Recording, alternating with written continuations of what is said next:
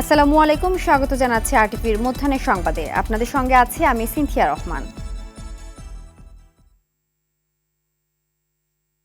সরকারি চাকরির সব গ্রেডে কোটার যৌক্তিক সংস্কার করে সংসদে আইন পাশের দাবিতে আজ দেশব্যাপী গণপদযাত্রা করবেন আন্দোলনরত শিক্ষার্থীরা। একই সঙ্গে তারা রাষ্ট্রপতি মোহাম্মদ শাহাবুদ্দিন বরাবর স্মারকলিপি দেবেন। এরই মধ্যে ঢাকা বিশ্ববিদ্যালয়ের কেন্দ্রীয় গ্রন্থাগারের সামনে জড়ো হয়ে স্লোগান দিতে শুরু করেছেন শিক্ষার্থীরা। দাবি না মানা পর্যন্ত আন্দোলন চালিয়ে যাওয়ার কথা জানিয়েছেন তারা। এদিকে রাজশাহী, কুষ্টিয়া সহ দেশের বিভিন্ন স্থানে বিশ্ববিদ্যালয়ের শিক্ষার্থীরা নিজ নিজ জেলা প্রশাসন কার্যালয় অভিমুখে গণপদযাত্রা শুরু করেছে। জেলা প্রশাসকের মাধ্যমে রাষ্ট্রপতি বরাবর স্মারকলিপি দেবে আন্দোলনরত শিক্ষার্থীরা।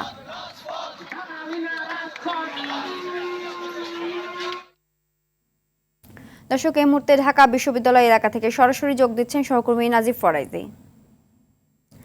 নাজিব, পদযাত্রা শুরু হয়েছে কিনা, কি বলছেন শিক্ষার্থীরা, জানাবেন। এই কোটা সংস্কারের দাবিতে আন্দোলনরত শিক্ষার্থীরা জড়ো হয়েছে। তাদের 11টা থেকে তাদের এই কর্মসূচি শুরু হয়েছে।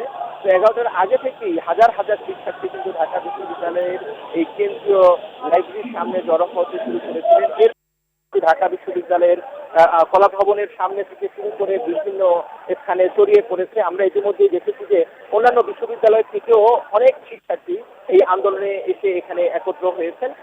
কিছুক্ষণ আগে জগন্নাথ বিশ্ববিদ্যালয় থেকে একটি বিশাল মিছিল নিয়ে শিক্ষার্থীরা এসে এখানে জড়ো হয়েছেন। আমরা কিছুক্ষণ আগে একজনকে পেয়েছি যারা জাহাঙ্গীরনগর বিশ্ববিদ্যালয় থেকে এসেছেন।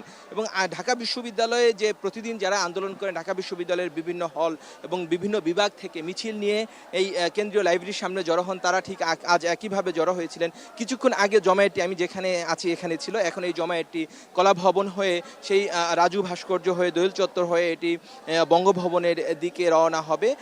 কিছুক্ষণের মধ্যেই সেটি তারা শুরু করবেন। এর আগে তারা এখন পর্যন্ত এখানে অবস্থান করছেন এবং তারা বারবার বলছেন যে তারা শান্তিপূর্ণভাবে তাদের এই কর্মসূচি তারা চালিয়ে যাবেন এবং কোটার যে যৌক্তিক সংস্কার সেটি তারা চান। এবং তারা একটি বিষয় বলছেন যে শিক্ষার্থীদের কাছে যৌক্তিক সংস্কার হচ্ছে সর্বোচ্চ 5% তারা কোটা বহাল রেখে বাকি 95% তাদের মেধার ভিত্তিতে নিয়োগ, এটি তারা চান।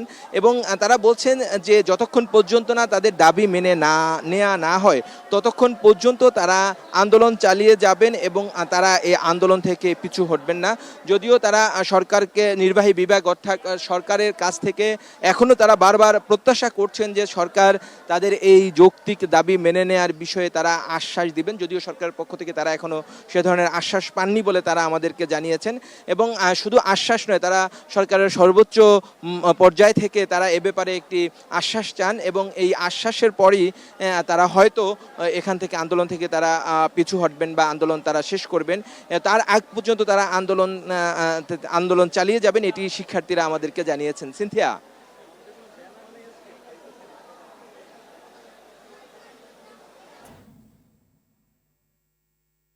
ধন্যবাদ। এদিকে পেনশন স্কিম প্রত্যয় নিয়ে অনলাইনে মিটিং করছে বিশ্ববিদ্যালয় শিক্ষক সমিতি ফেডারেশন। এই মিটিংয়ে কর্মসূচি নিয়ে সিদ্ধান্ত হবে সভায়। এর আগে অর্থ মন্ত্রণালয়ের জারিকৃত পেনশন সংক্রান্ত বৈষম্যমূলক প্রজ্ঞাপন প্রত্যাহার, প্রতিশ্রুত সুপার গ্রেডে বিশ্ববিদ্যালয় শিক্ষকদের অন্তর্ভুক্তি এবং শিক্ষকদের জন্য স্বতন্ত্র বেতন স্কেল প্রবর্তনের দাবিতে দেশে পাবলিক বিশ্ববিদ্যালয়ের শিক্ষকদের সর্বাত্মক কর্মবিরতি পালন করছে। পাবলিক বিশ্ববিদ্যালয়ের শিক্ষকদের আন্দোলন শুরুর 13 দিনের মাথায় সরকারের সঙ্গে আলোচনায় বসেন নেতারা। দর্শক, এই মুহূর্তে ঢাকা বিশ্ববিদ্যালয় থেকে শিক্ষক আন্দোলনের সর্বশেষ খবর জানাতে সরাসরি যোগ দিচ্ছেন সহকর্মী খান আলামিন। আলামিন, মিটিংয়ে কোনো সিদ্ধান্ত হয়েছে কিনা?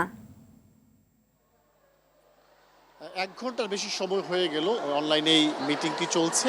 এই মিটিংয়ে বিশ্ববিদ্যালয় শিক্ষক সমিতি ফেডারেশনের যে নেতৃবৃন্দ রয়েছেন এবং বিভিন্ন বিশ্ববিদ্যালয়ের শিক্ষক সমিতির সভাপতি, সাধারণ সম্পাদক বা তাদের যে প্রতিনিধি, তারা যুক্ত হয়েছে, নিজেদের মতামত তুলে ধরছেন। গতকালকে সরকারের সাথে যে বৈঠক হয়েছে শিক্ষকদের, সেই বৈঠক নিয়ে বৈঠকে কী ধরনের আলোচনা সেগুলির কথা বলছেন। আমরা এখন বিশ্ববিদ্যালয় শিক্ষক সমিতি ফেডারেশনের মহাসচিব অধ্যাপক ডক্টর নিজামুল হক ভূঁইয়া তার সাথে কথা বলবো, জানতে চাইবো যে তারা মিটিংয়ে কী বিষয়ে আলোচনা করছে, সিদ্ধান্ত কী আসতেছে।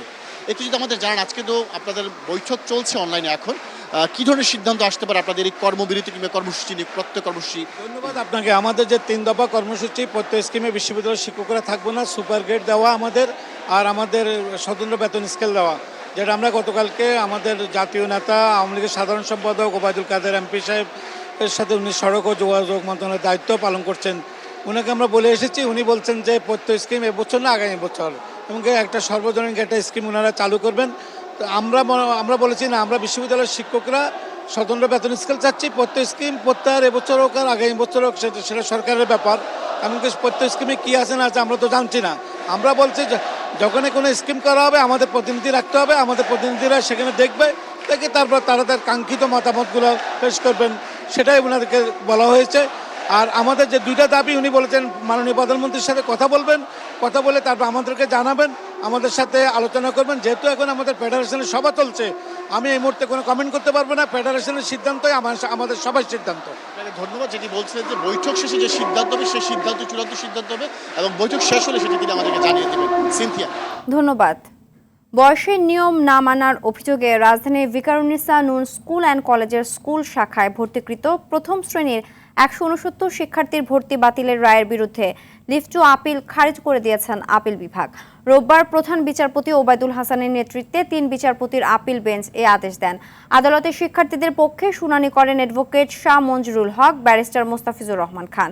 ভিকারুন্নিসার পক্ষে ছিলেন আইনজীবী রাফিউল ইসলাম। এর আগে 7 জুলাই বয়সের নিয়ম না মানার অভিযোগে রাজধানীর ভিকারুন্নিসা নূন স্কুল অ্যান্ড কলেজের স্কুল শাখায় ভর্তিকৃত প্রথম শ্রেণীর 169 শিক্ষার্থীর ভর্তি বাতিলের রায়ের বিরুদ্ধে লিভ টু আপিলের শুনানির জন্য আজকের দিন ধার্য করেন আপিল বিভাগ।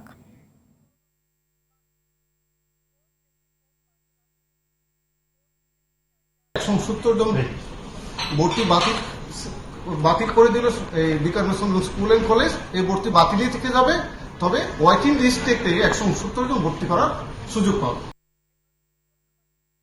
চীন সফর নিয়ে প্রধানমন্ত্রী শেখ হাসিনার সংবাদ সম্মেলন আজ। প্রধানমন্ত্রী প্রেস উইং এক সংবাদ বিজ্ঞপ্তিতে এ তথ্য জানিয়েছে। এতে বলা হয়, প্রধানমন্ত্রী শেখ হাসিনার চীন সফর পরবর্তী প্রেস কনফারেন্স রোববার বিকেল 4টায় গণভবনে অনুষ্ঠিত হবে। 3 দিনের চীন সফর শেষে বুধবার স্থানীয় সময় রাতে প্রধানমন্ত্রী শেখ হাসিনা দেশে ফেরেন। এই সফরে চীনের প্রধানমন্ত্রী লি কিয়াং ও শেখ হাসিনার মধ্যে দ্বিপক্ষীয় বৈঠক অনুষ্ঠিত হয়। এছাড়া 22 সমঝোতা স্মারক ও চুক্তি এবং 7টি ঘোষণাপত্র সই করে বাংলাদেশ ও চীন। দ্বাদশ জাতীয় সংসদ নির্বাচনের পরে প্রধানমন্ত্রী শেখ হাসিনার এটি ছিল দ্বিতীয় সফর এবং চীনে প্রথম সফর। এবার আন্তর্জাতিক প্রসঙ্গ। হামলা হয়েছে যুক্তরাষ্ট্রের সাবেক প্রেসিডেন্ট ডোনাল্ড ট্রাম্পের উপর। স্থানীয় সময় শনিবার সন্ধ্যার দিকে পেনসিলভানিয়ার এক নির্বাচনী প্রচারে এই ঘটনা ঘটে। হামলাকারীর গুলিতে আহত হয়েছে ট্রাম্প, তবে তা গুরুতর নয়। বর্তমানে শঙ্কামুক্ত আছেন তিনি। ঘটনায় হামলাকারী সহ নিহত হয়েছে অন্তত 2 জন। যুক্তরাষ্ট্রের কেন্দ্রীয় গোয়েন্দা সংস্থা FBI বলছে, হত্যার উদ্দেশ্যে গুলি করা হয়েছে ট্রাম্পকে। ঘটনার নিন্দা জানিয়েছেন সাবেক president Barack Obama, George W Bush, বর্তমান প্রেসিডেন্ট জো বাইডেন ও হাউস স্পিকার মাইক জনসন। ট্রাম্পের উপর হামলাকে অসুস্থ মানসিকতা উল্লেখ করে প্রেসিডেন্ট বাইডেন বলেছেন, যুক্তরাষ্ট্রে এ ধরনের সহিংসতার কোনো স্থান নেই।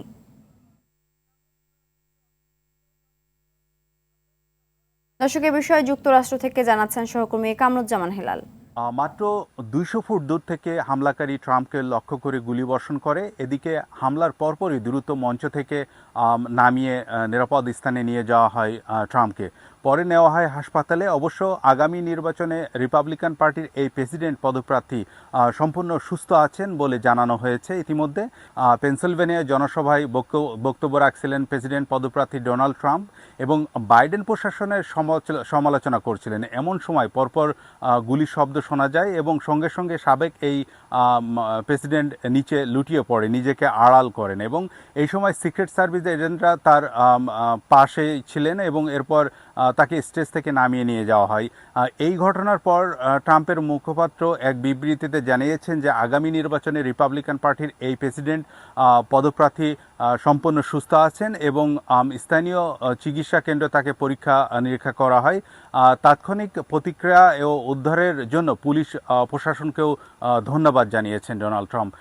আরেকটি বিষয় জানিয়ে রাখি যে হামলার এই ঘটনায় ভিডিও ফুটেজে দেখা গেছে বক্তব্য দেওয়ার মাঝেই ডোনাল্ড ট্রাম্প মাটিতে লুটিয়ে পড়েন এবং গুলির শব্দ শুনে নিরাপত্তা কর্মীরা তাকে ঘিরে ফেলেন। তখন ট্রাম্পের মুখ রক্তাক্ত ছিল এবং সেই অবস্থায় তাকে সেখান থেকে নিয়ে যাওয়া হয়। মার্কিন প্রেসিডেন্ট জো বাইডেন এই হামলার ঘটনায় নিন্দা জানিয়েছেন। এই ঘটনার হত্যার চেষ্টা হিসাবে গণ্য করে তদন্ত শুরু করেছে গোয়েন্দারা এবং FBI এবং অন্যান্য গোয়েন্দা সংস্থাগুলো গুলি চালানোর ঘটনায় তদন্ত শুরু করেছে ইতিমধ্যে এবং মার্কিন প্রেসিডেন্ট জো বাইডেনকে এই গুলি চালানোর ঘটনার বিষয়ে অবহিত করা হয় এবং তিনি বলেন যে পেনসিলভেনিয়ার ডোনাল্ড ট্রাম্পের সমাবেশে গোলাগুলির বিষয়ে আমাকে অবহিত করা হয়েছে এবং তিনি নিরাপদ আছেন। খেলার খবর ফুটবল। ইউরো চ্যাম্পিয়নশিপের ফাইনালে আজ উজ্জীবিত ইংল্যান্ডের মুখোমুখি হবে অপরাজিত স্পেন। বার্লিনের অলিম্পিক স্টেডিয়ামে শিরোপা নির্ধারণী খেলাটি শুরু রাত 1টায়। জার্মানিকে টপকে রেকর্ড চতুর্থবারের মতো ইউরোপ সেরা হওয়ার পথে হাঁটছে স্পেন। কোপা আমেরিকার ফাইনালে সোমবার ভোরে কলম্বিয়ার মুখোমুখি হবে ডিফেন্ডিং চ্যাম্পিয়ন আর্জেন্টিনা। মায়ামি গার্ডেন্সের হার্ড রক স্টেডিয়ামে খেলা শুরু ভোর 6টায়।